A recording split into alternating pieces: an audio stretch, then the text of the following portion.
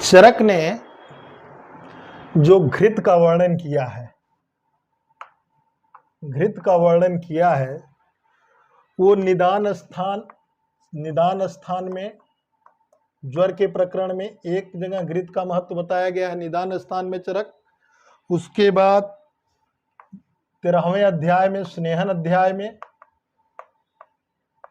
उसके बाद फिर जो है 16वां अध्याय चरक का सूत्र स्थान का, ये सूत्र स्थान का। उसके बाद 16वां अध्याय 27वां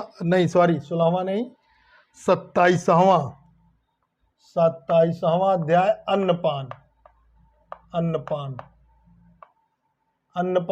वाले में, फिर 9वां अध्याय चिकित्सा का 9वां अध्याय। ये बाकी ये जो है सूत्र स्थान के हैं, ये भी सूत्र स्थान का है। सूत्र, इसमें घृत का वर्णन चरक ने किया है। जबकि अब यहाँ देखिए घृत का वर्णन चरक ने घृत के बारे में बताया निदान स्थान पहले में, जहाँ जीर्ण ज्वर में घृत का महत्व बताया है। फिर 13वां जो स्नेहन वाला चैप्टर है उसमें घृत के गुण बताए हैं, 27वें में भी घृत के बारे में, अन्नपान वाले में भी घृत के बारे में बताया है। और उन्माद चैप्टर में, उन्माद जो चैप्टर चिकित्सा का है वहां पर भी इसने घृत का वर्णन किया है। सुश्रुत ने क्या किया है? सुश्रुत ने जो वर्णन किया है द्रव्य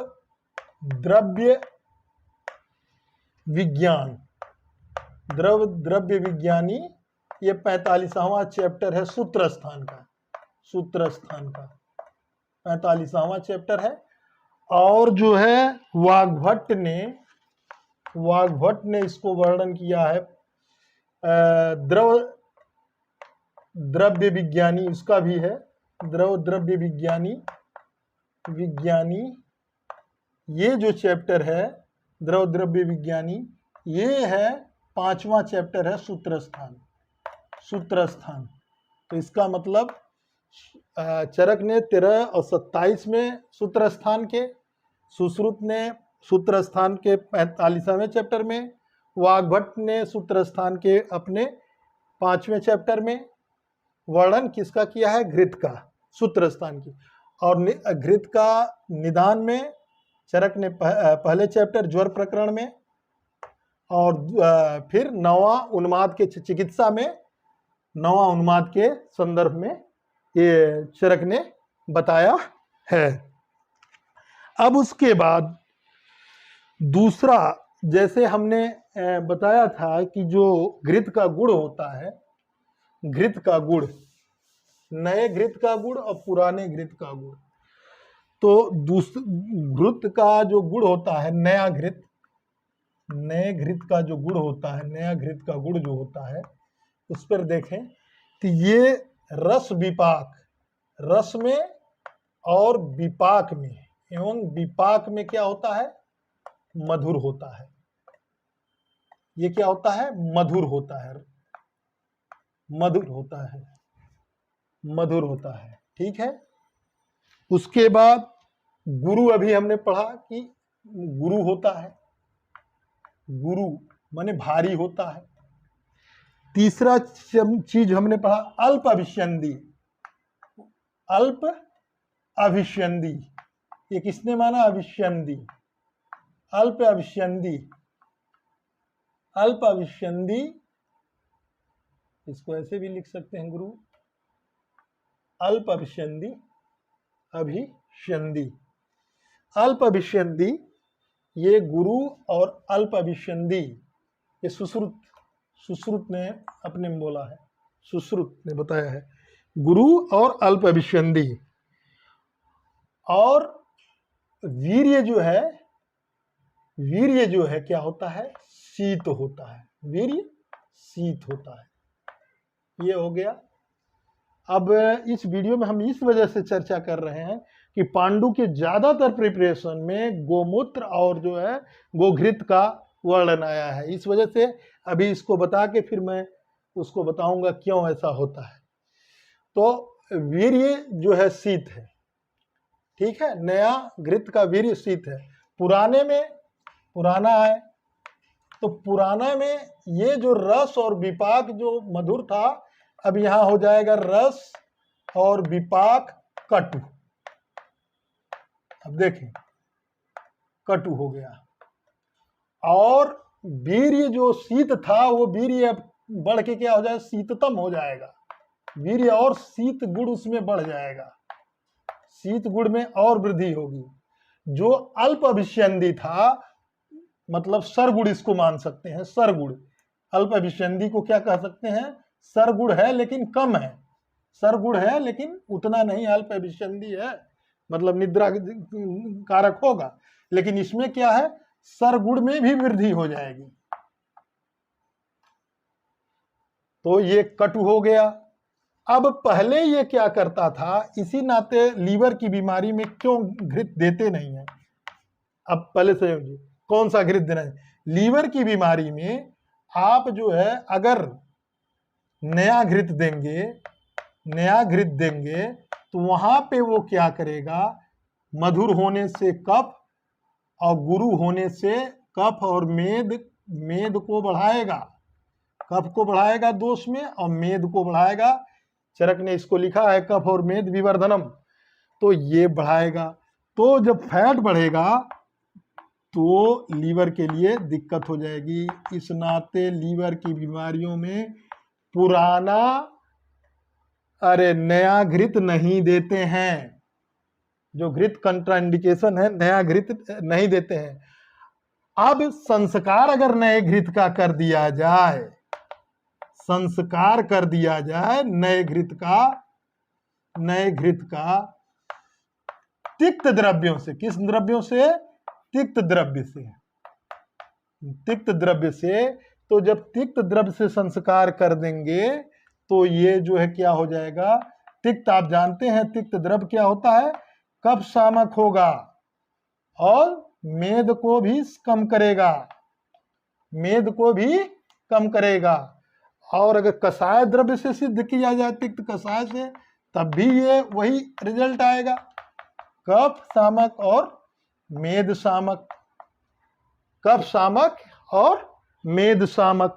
इट मीन्स ये हुआ कि अगर हमें नए घृत का लीवर में प्रयोग करना है तो उसको हम संस्कार से घृत त्रिदोष शामक हो जाता है, संस्कार से घृत त्रिदोष शामक हो जाता है, त्रिदोष का समन करने लगेगा और वैसे त्रिदोष शामक नहीं होगा।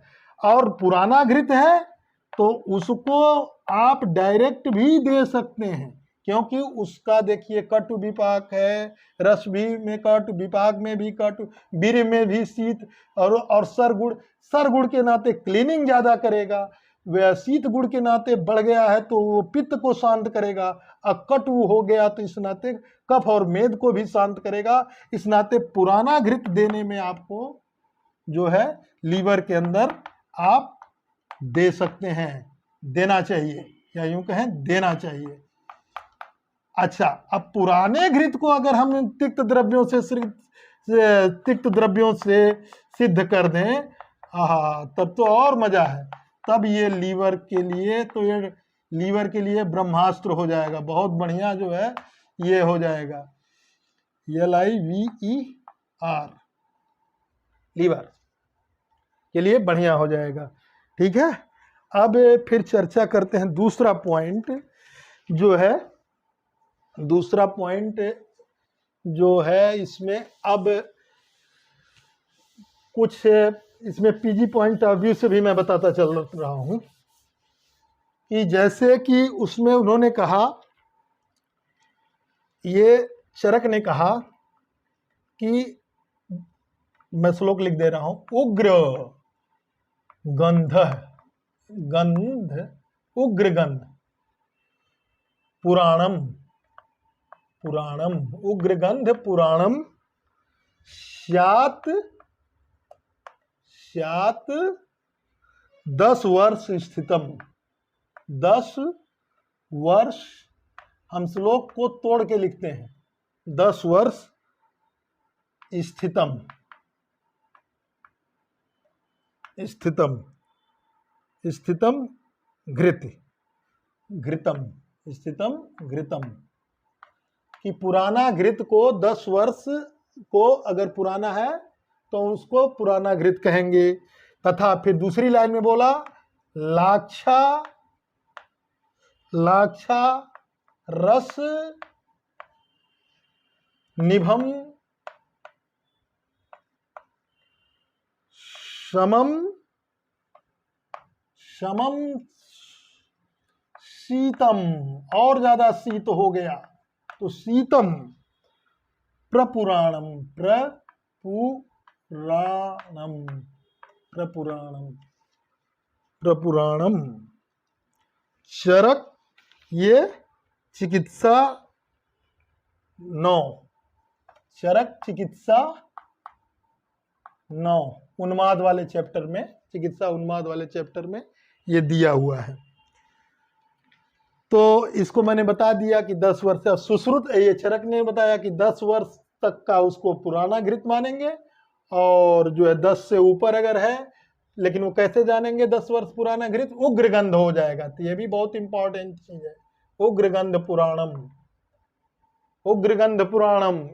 और लाच्छा रस निभम ये भी पूछ सकता है, निभम समम शीतम प्रपुराणम ये भी पूछ सकता है। तो ये थोड़ा चरक का है, इस दोनों पर ध्यान दीजिए।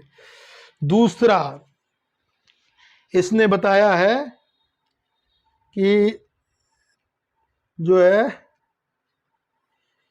घृत का, उस सुश्रुत ने क्या बताया है? सुश्रुत ने देखते हैं, सुश्रुत ने क्या कहा है? एकादशम, एकादश, एकादश माने 11, शतम माने 100,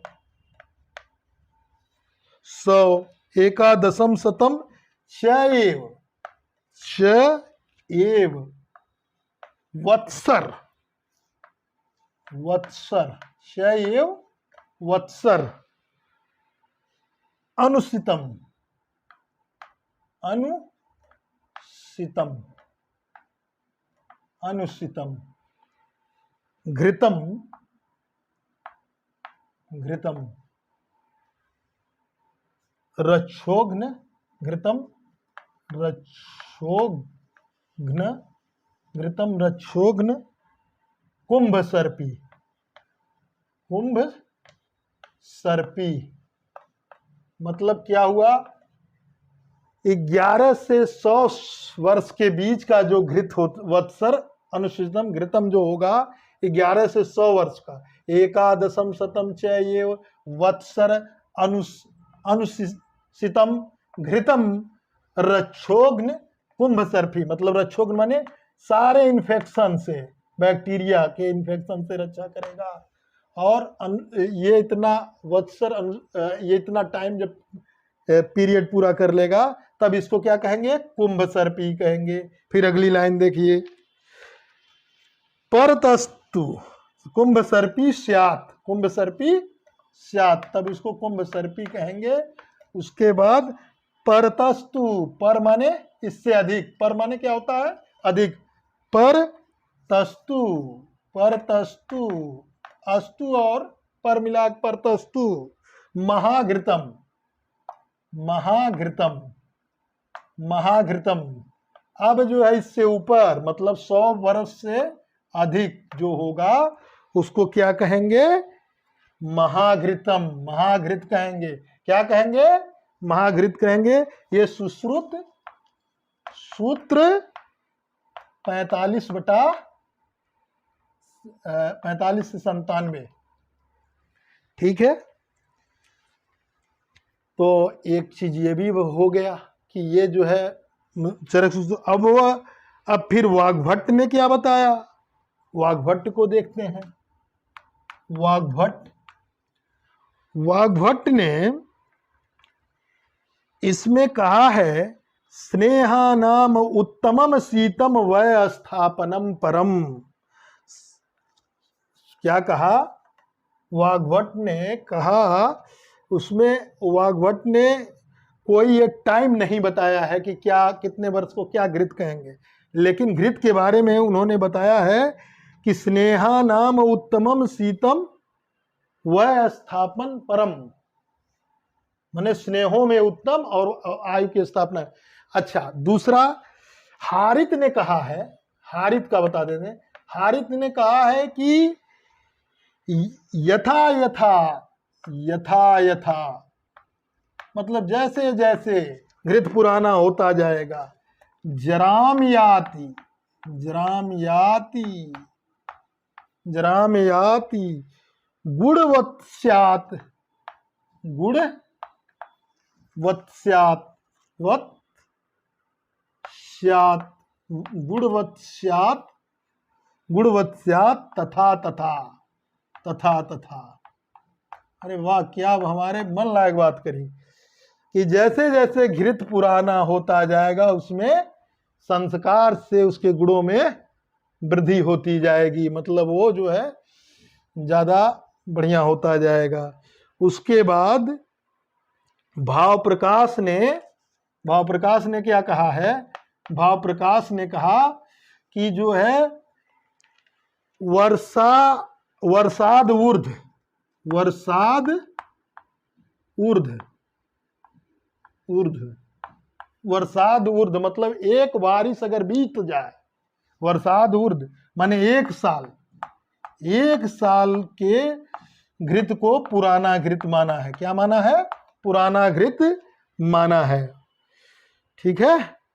उसके बाद अब आते हैं कुछ कॉमन बातों पे, कुछ कॉमन बातों पे आते हैं। कॉमन बात क्या है? एक बात ये है कि चरक और वाग्भट, चरक और वाग्भट इन दोनों ने क्या कहा? वाग्भट ने कहा कि स्नेह, स्नेह, स्नेहानाम, स्नेहानाम उत्तमम, उत्तमम शीतम, शीतम वयस्थापनम परम, वयस्थापन, वयस्थापनम परम, वयस्थापनम परम, ये बात भी कहा। ठीक है, बिल्कुल सही। चरक ने कहा कि सर्व स्नेहो, सर्व स्नेहोत्तमम, उत्तम सभी स्नेहों में उत्तम होता है। शीतम, शीतम होगा, शीत होगा, मधुर होगा, मधुरम होगा। रस पाकयो, रस और विपाक में, रस पाकयो, रस पाकयो, पाकयो ये भी कहा गया। उसके बाद चिकित्सा स्थान में चरक ने बताया है कि सहस्त्र वीर्य, सहस्त्र वीर्यम, सहस्त्र वीर्यम, सहस्त्र वीर्यम विधि, विधि, विधि भीर, भीर घृतम, विधि भीर घृतम। या तो यहाँ र लगा दीजिए या तो हमने यहाँ लगा दिया वृद्ध वृद्ध विध, विध भीर घृतम कर्म सहस्त्र कृतम। ये बहुत इंपॉर्टेंट श्लोक है। कर्म सहस्त्र कृतम, कर्म सहस्त्र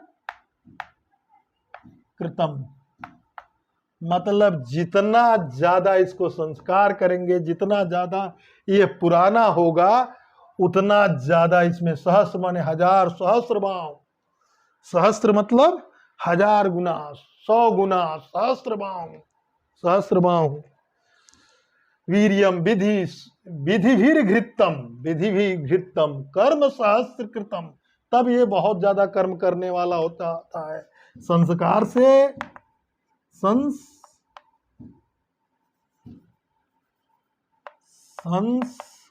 से, संस्कार से और काल से, काल से यही घृत विविध बहुत से असाध्य रोगों को ठीक कर देता है। इतना नहीं, आगे उसने एक लाइन और कही, दृष्ट, इसको देखने से दृष्टम, दृष्टम, स्पर्श, स्पृश, स्पृष्टम, स्पृष्टम, स्पृष्टम, अथ, यथ, अघ्नात, अघ्नात, अघ्नात, अघ्नात, अघ्नातम, अघ्नातम, तद्वि, तद्वि, तद्धि, तद्वि, सर्वग्रहापहम, सर्वग्रहापहम।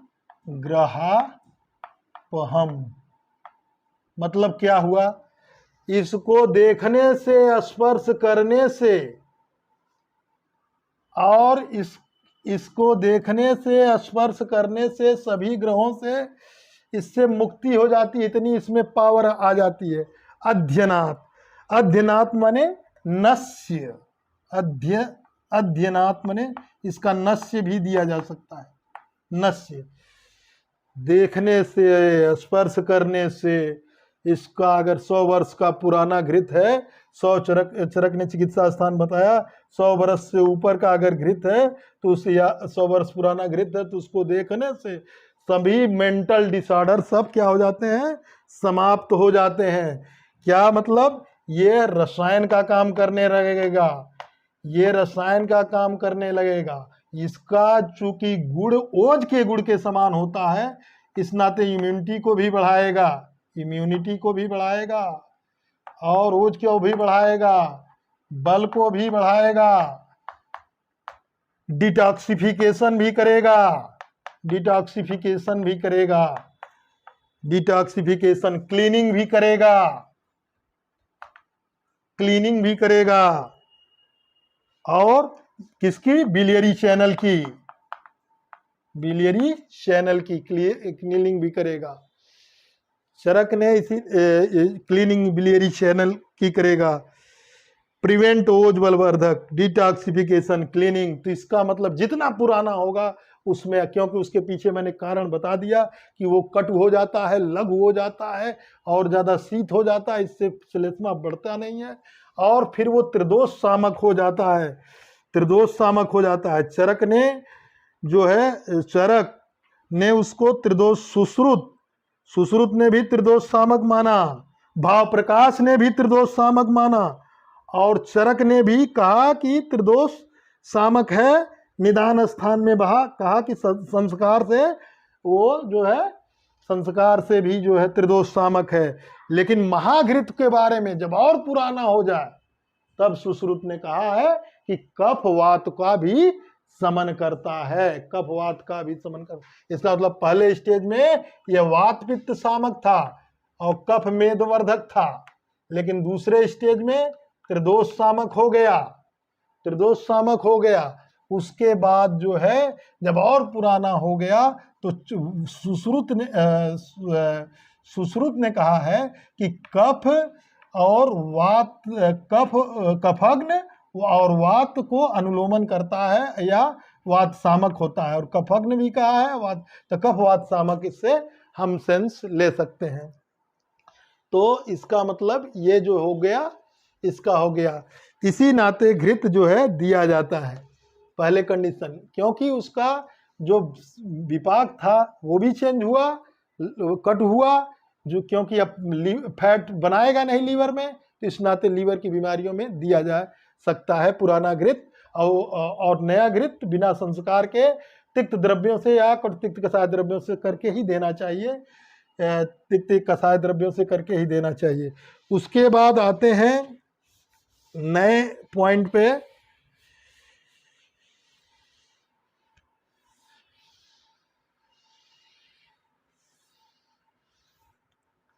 इसमें योग में बताया है, बहुत ज्यादा मूत्र का प्रयोग बताया है, पांडु में मूत्रों का बहुत प्रयोग बताया है, घी का प्रयोग बताया था, इस नाते घी का लॉजिक मैंने कवर कर दिया। अब मैं मूत्र का जो प्रयोग बताया है उस पे आ रहा हूं। मूत्र का प्रयोग बताया जो है, तो पहले मूत्र का हम गुण समझ लेते हैं। इसको पहले ये देखें, चरक ने कहा कि ये कफ सामक है, कफ को कम करता है वातानुलोमन है, वातानुलोमन करता है, माने वायु का अनुलोमन करता है। और पित्तरेचक है, पित्तरेचक को हम कहेंगे कोलागाग, कोला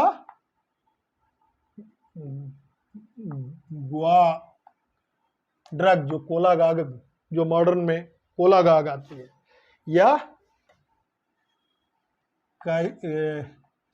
कायरेक्टिक, कायरेक्टिक ड्रग जो बोलते हैं, कायरेक्टिक ड्रग बोलते हैं, कोलीरेक्टिक, सॉरी कोलीरेक्टिक, कोलागाग, कोलागाग और कोलीरेक्टिक। इसको माना है कफ का शमन करना, वात का अनुलोमन करना, पित्त का रेचन करना। इसने श्लोक में दिया है, चरक के श्लोक में दिया है। अब देखते हैं चरक का श्लोक क्या है। कर इसमें है, चरक के श्लोक को जरा ध्यान दें। करसेत पित्तम,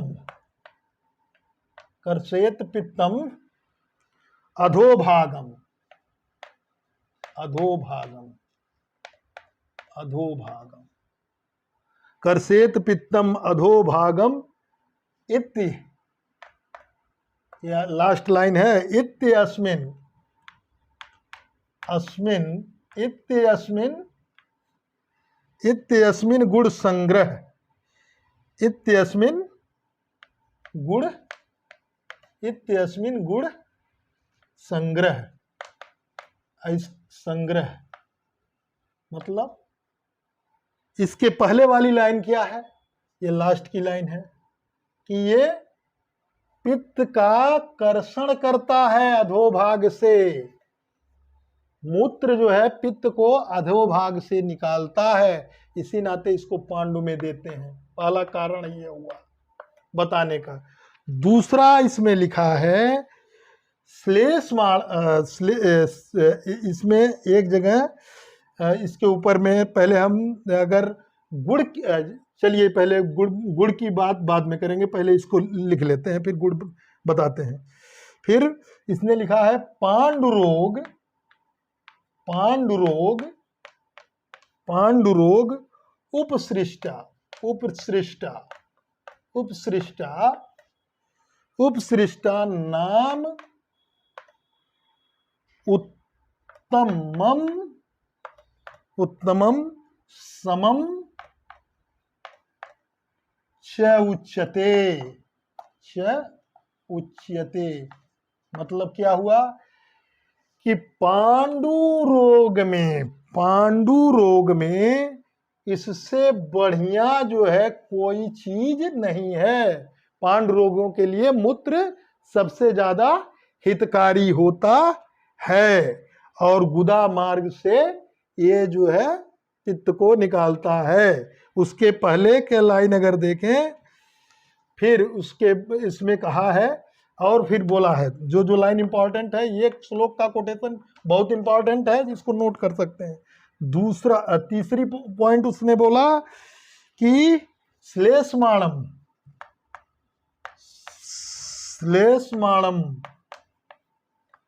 श्लेष्माणम समेत, समएत, समएत पीत, पीत, पीतम मारुतम, मारुतम च अनुलोमयेत, अनुलोमयेत, अनुलोमयेत। मतलब क्या हुआ, ये ऑब्स्ट्रक्टिव जॉन्डिस में देखिए क्या होता है, श्लेष्मा का अवरोध होता है, तो श्लेष्मा को समन करने वाला पीत मारुत च अनुलोमयेत, और वात पीत पित्तम, पित्तम वात और पित्त का जो है समन करने वाला, वात पित्त का समन करने वाला, पीतम मारुतम, पीतम समेत पीतम मारुतम माने पीने से, यहाँ पित्त नहीं है, यहाँ पीने से। ये क्या है, पीत माने पीने से, मूत्र के पीने से ये मारुत का अनुलोमन करने वाला, मारुत का अनुलोमन कर रहे हैं, पीत का मतलब पीने से है, मारुत का अनुलोमन करता है तथा श्लेष्मा को खत्म करता है। अब क्यों खत्म करता है, अब इसके गुण को चर्चा करते हैं। तो गुण से पता चल जाएगा ये क्यों इसको खत्म करता है। तो गुण को देखें अगर, तो गुण में दिया है कि वाग्भट ने क्या गुण माना है, और चरक ने क्या गुण माना, और सुश्रुत ने क्या गुण माना, ये क्लियर करते हैं। पहले वाग्भट ने कहा पित्तल, पित्तलम, पित्तलम का मतलब पित्तवर्धक होगा, रुक्ष, रुक्ष होगा, तीक्ष्ण, तीक्ष्ण होगा, उष्णम, उष्ण होगा, लवण, लवण, लवणम नहीं लवण, लवण, अनुरस कटु, अनुरस, अनुरस कटु, अनुरस कटु मतलब लवण जो है उसका अनुरस होगा लेकिन प्रधान रस कटु होगा, और पित्त वर्धक होगा, रुक्ष होगा, जबकि चरक ने अरुक्ष माना है। जबकि चक्रपाणी ने जब चरक पर टीका की तो उसको लिखा है कि रुक्ष, तो उसको माने पित्तलम रुक्ष तीक्ष्णम उष्णम। अब चरक ने क्या लिखा, चरक ने लिखा उष्णम, उष्णम, तीक्ष्णम, तीक्ष्णम, उष्णम, तीक्ष्णम, यथो, यथो अरुक्षम, अरुक्षम, यथो अरुक्षम, कटुकम, कटुकम, कटुकम, कटुकम, लवण अन्वितम, तो लवणान्वितम,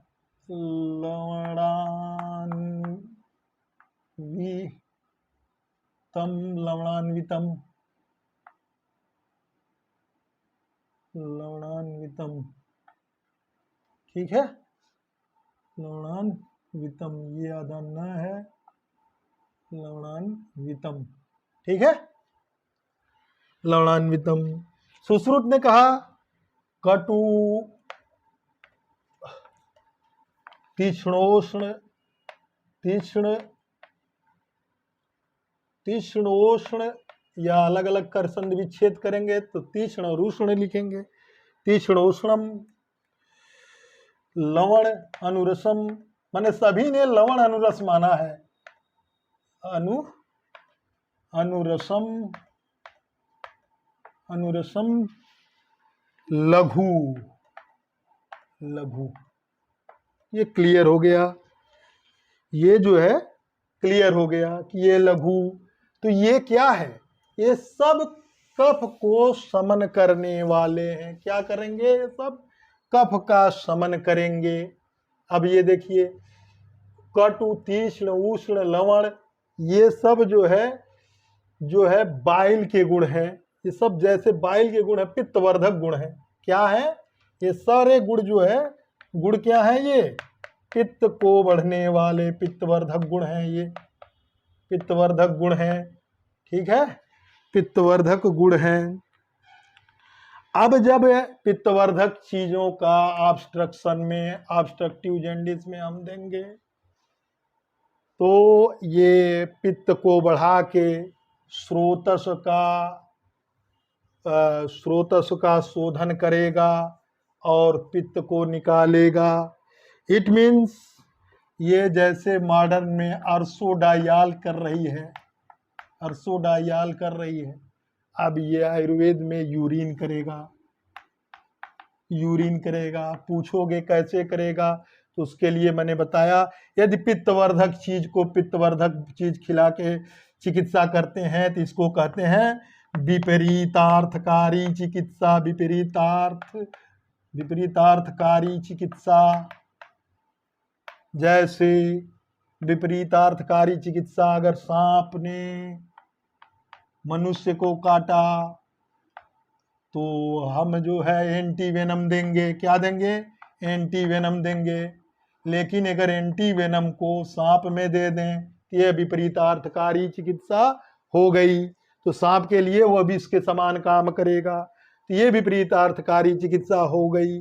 तो जो वहाँ पे जो कोलागाग की तरह कोलिरेक्टिक की तरह काम करता था अर्सोडाइयाल, वो हमारा यहाँ काम जो है यूरिन करेगा। इसी नाते काउ मतलब सब लोग यूरिन को पेटेंट करा रहे हैं। उसके बाद जो है फिर देखें, इसमें जो है कुछ मैं पीजी पॉइंट ऑफ व्यू से भी बता दूं कि अगर यहाँ पर देखेंगे तो आपने देखा कि इसको अगर समराइज करेंगे तो मूत्र को चरक ने क्या माना? चरक ने माना कफ सामक वातानुलोमक, ठीक है, पित्तरेचक ये माना। और अगर सुश्रुत को देखेंगे तो सुश्रुत ने माना कि ये जो मूत्र है ये त्रिदोषहर है,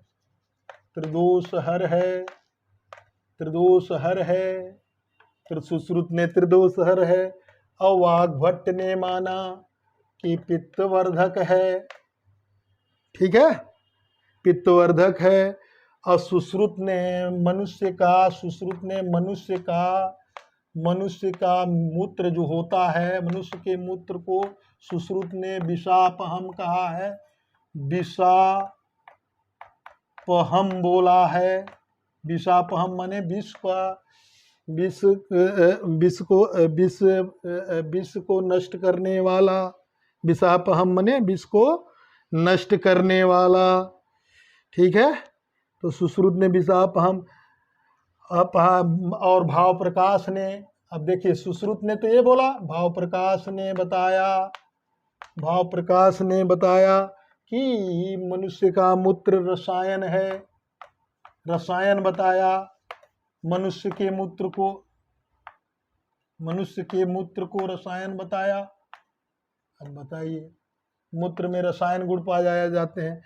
भाव प्रकाश में मूत्र को रसायन बोला है, ठीक है। उसके बाद स्त्री जाति का बताया है कि लेना चाहिए मूत्र जो है स्त्री जाति का लेना चाहिए।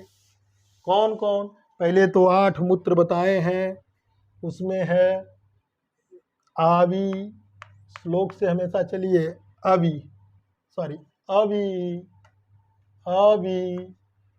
मूत्रम, अविमूत्रम, अजामूत्रम,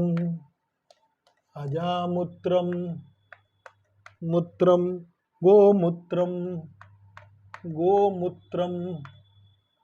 गोमूत्रम, महिषम, चयत। इसका मतलब ये इन्होंने बताया। आवी मतलब भेड़ का मूत्र, अजा माने बकरी का मूत्र, गोमूत्र माने गाय का मूत्र, महिष माने भैंस का मूत्र, यह स्त्री जाति का लेना चाहिए। क्यों? क्योंकि ये लघु होता है, ठीक है। और जो है बाकी 4 कहाँ गए? तो उनको भी देखिए, हस्ती मूत्रम, यथ उष्ट्रस्य,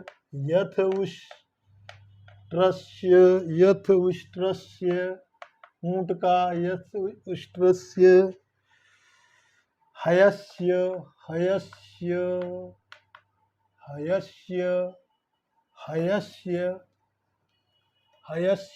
ये लग होते हैं, ठीक है, इधर रहे। हयस्य च खरस्य च,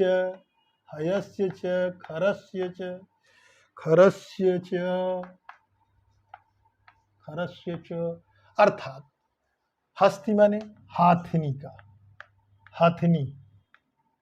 हाथी, क्योंकि यह पुरुष लेना है तो हाथी बोलेंगे। यथ उष्ट्रस माने ऊंट, हयस घोड़ा, हयस माने घोड़ा, और खरस्य माने गधा, गधा।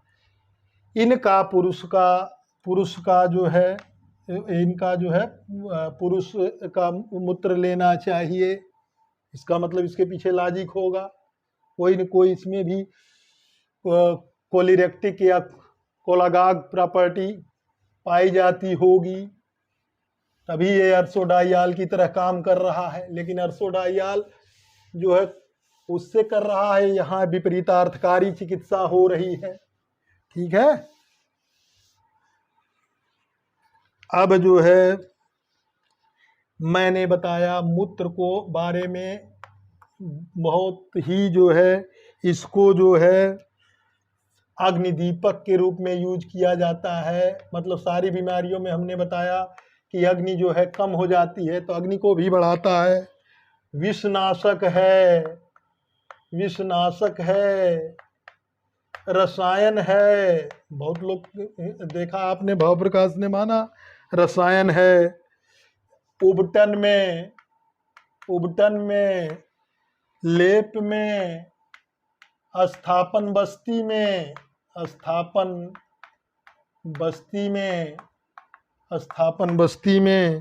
विरेचन कर्म में,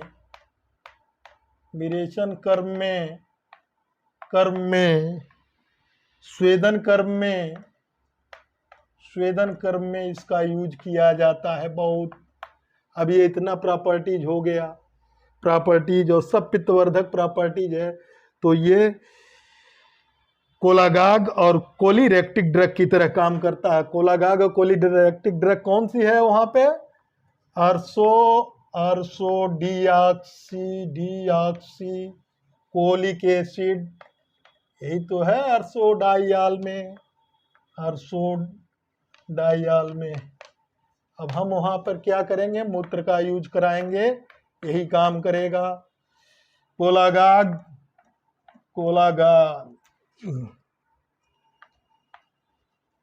गागू, GUE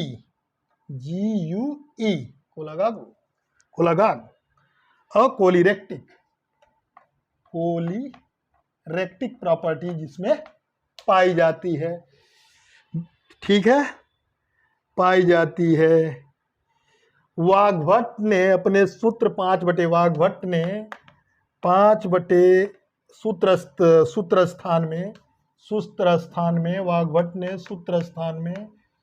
स्थान के 5/82वें श्लोक में मूत्र को लघु भी माना है। लघु लगभग सभी लघु जो है वाग्भट और सुश्रुत ने इसको लघु माना है। वाग्भट और सुश्रुत, लघु तो वाग्भट और सुश्रुत ने इसको लघु माना है,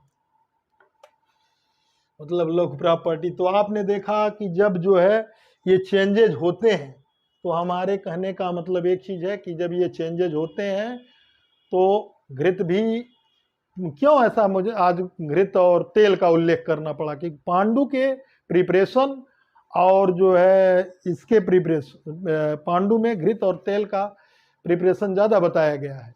और यही चीज़ जो है उन्माद अपस्मार में, तो वो जो है सारा स्रोतों को क्लियर कर देता है। जितना घृत पुराना होगा उतना वो बेवाई गुण, उसका रसायन गुण आने लगेगा और वो सारे शरीर में इजीली चला जाएगा और वहाँ से इजीली क्लीनिंग कर देगा। तो ये जो है सारे प्रॉपर्टी जो है मूत्र की इसी की तरह थी। तो ये कि एक साइंटिफिक विवेचन मैंने किया है। यदि आपको पसंद आए तो लाइक करें। धन्यवाद। नया घृत रस में, विपाक में मधुर होता है, गुरु होता है, अल्प अभिसंधि होता है। इस वजह से कफमेद का विवर्धन करता है। जो पुराना घृत होता है, पुराना घृत लघु हो जाता है, रस और विपाक में कटु हो जाता है। उसके बाद सरगुण उसका बढ़ जाता है, रसायन गुण उसमें आ जाते हैं, ओज के उसमें गुण ज़्यादा, ओज के समान गुण आ जाते हैं। इस नाते शरीर के लिए बहुत फायदा करता है। इसी नाते पुराने घृत का महत्व आचार्य ने वर्णन किया है। नया घृत गुरु होगा, अभिसंधि होगा और मधुर होगा, इसी नाते कफ का वर्धन कर रहा है। लेकिन घृत नया भी वात पित्त शामक होता है, नया भी घृत वात पित्त शामक होता है, नया घृत भी वात पित्त शामक होता है। लेकिन पुराना घृत त्रिदोष शामक होता है, त्रिदोष शामक होता है, त्रिदोष शामक होता है। जितना पुराना हो जाएगा त्रिदोष शामक, उसकी लघुता बढ़ती जाएगी, मतलब गुरु से लघु होता जाएगा। तो इससे उसके पूरे शरीर में व्याप्त होने की, जिस तरह विष व्याप्त हो जाता है लेकिन विष से हार्मफुल इफेक्ट दिखाता है, लेकिन ये उसी तरह शरीर में व्याप्त हो जाएगा लेकिन ये बेनिफिट इफेक्ट दिखाएगा, लाभदायक इफेक्ट दिखाएगा। इसी नाते पुराने घृत को हम जो है पांडु में, कामला में दे सकते हैं, उन्माद अपस्मार में भी बहुत सारे प्रिपरेशन आपने देखे होंगे घृत के मिलेंगे। चरक के चिकित्सा सिद्धांत में, चिकित्सा के आस्थान में बहुत सारे घृत बताए गए हैं और यहाँ पर घृत का महत्व बताया गया है। और इसी तरह मूत्र में भी, तो मूत्र भी हम जो है चूँकि वो पित्तवर्धक गुण का होता है, इस नाते वो जो है विपरीतार्थकारी चिकित्सा से उसमें चरक ने भी उसको उत्तम माना है पांडु रोग में, वाग्भट्ट ने भी उसको उत्तम माना है पांडु रोग में, और सुश्रुत ने भी पांडु रोग में उत्तम माना है। स्किन डिजीज में भी उसको देते हैं, स्किन डिजीज में, GIT की डिजीज में मूत्र का प्रयोग करते हैं, रसायन के रूप में भी माना जाता है। इस तरह मूत्र जो है बहुत से गुणों को अपने में समेटे हुए है। इस नाते इवन आज ये रिसर्च का विषय है जिसको करने की ज़रूरत है, और सिद्धांत के हिसाब से मैंने आपको बता दिया है। धन्यवाद। जैसे कि मैंने बताया था पिछले वीडियो में, पांडु कामला जो है रोग है कि लक्षण है, तो वो दोनों बताया था मैंने, रोग भी है लक्षण भी है। वाग्भट्ट ने कामला को बिना पांडु हुए भी उत्पत्ति बताई है। मतलब वाग्भट्ट ने बिना पांडु के भी कामला की उत्पत्ति बताई है। डायरेक्ट कामला हो सकता है, पित्तवर्धक आहार विहार अगर अधिक सेवन करता है तो कामला हो सकता है। जबकि चरक ने पांडु की प्रथमान अवस्था को, एडवांस स्टेज को कामला बताया है। धन्यवाद।